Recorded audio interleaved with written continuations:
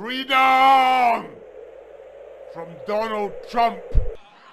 And I got a little bit concerned when I saw what was happening in the country. And I said, let's go to it. So it was very exciting. I walked the stage on CPAC. I'll never forget it, really. I had very little notes and even less preparation.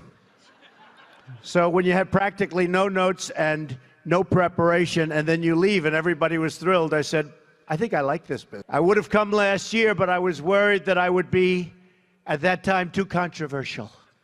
We wanted border security. We wanted very, very strong military. We wanted all of the things that we're going to get. And people considered that controversial, but you didn't consider it controversial. So I've been with CPAC for a long time. All of these years we've been together, and now you finally have a president. Finally. Took you a long time. Took you a long time. And it's patriots like you that made it happen, believe me. Believe me. You did it because you love your country, because you want a better future for your children, and because you want to make America great again. The media didn't think we would win. The pundits, you're right, they had an idea. The pundits didn't think we'd win. The consultants that suck up all that money, oh, they suck it up. They're so good. Not good at politics, but they're really good at sucking up people's money, especially my opponents, because I kept them down to a minimum. But the consultants didn't think we would win. But they all underestimated the power of the people, you. And the people proved them totally wrong. Never and this is so true. And this is what's been happening. Never underestimate the people. Never. I don't think it'll ever happen again. And I want you all to know that we are fighting the fake news. It's fake, phony, fake. A few days ago, I called the fake news the enemy of the people, and they are. They are the enemy of the people because they have no sources. They just make them up when there are none. I saw one story recently where they said 9 people have confirmed. There are no 9 people. I don't believe there was 1 or 2 people. 9 people. And I said, give me a break, because I know the people. I know who they talk to. There were no 9 people, but they say 9 people.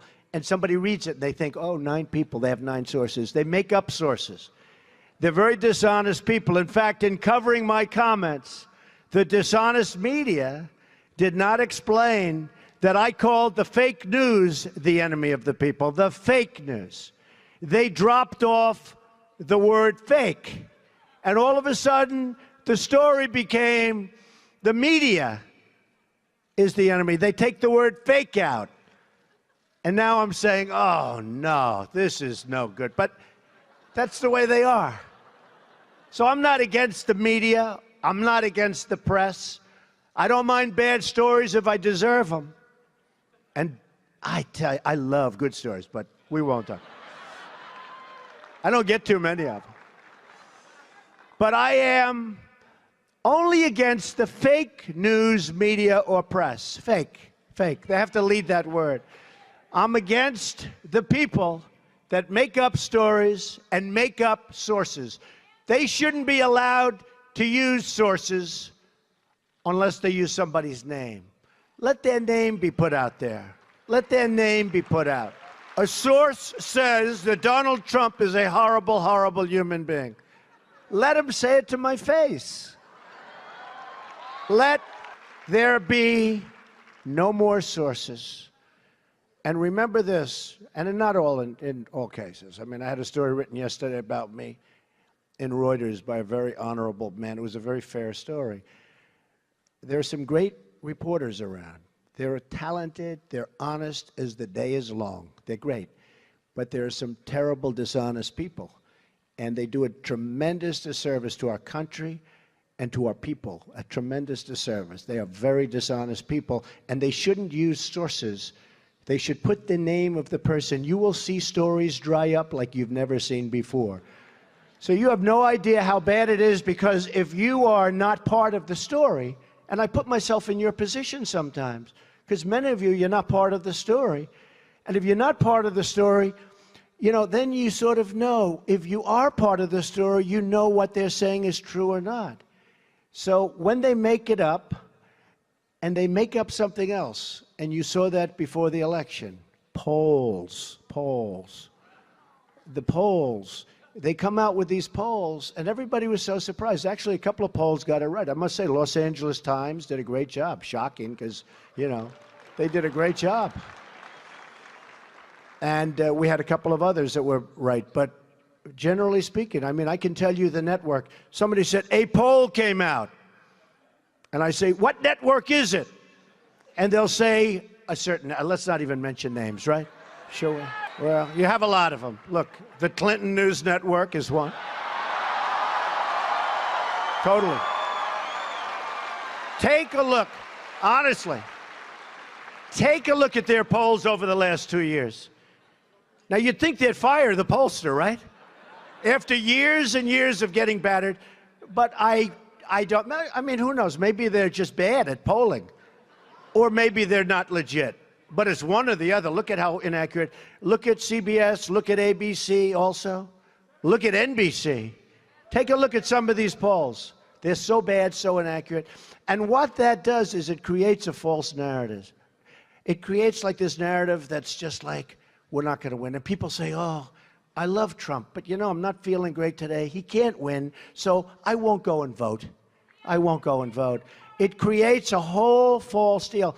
And we have to fight it, folks. We have to fight it. They're very smart, they're very cunning, and they're very dishonest. So just to conclude, it's a very sensitive topic, and they get upset when we expose their false stories. They say that we can't criticize their dishonest coverage because of the First Amendment. They always bring up the First Amendment. And I love the First Amendment. Nobody loves it better than me. Nobody. Who uses it more than I do?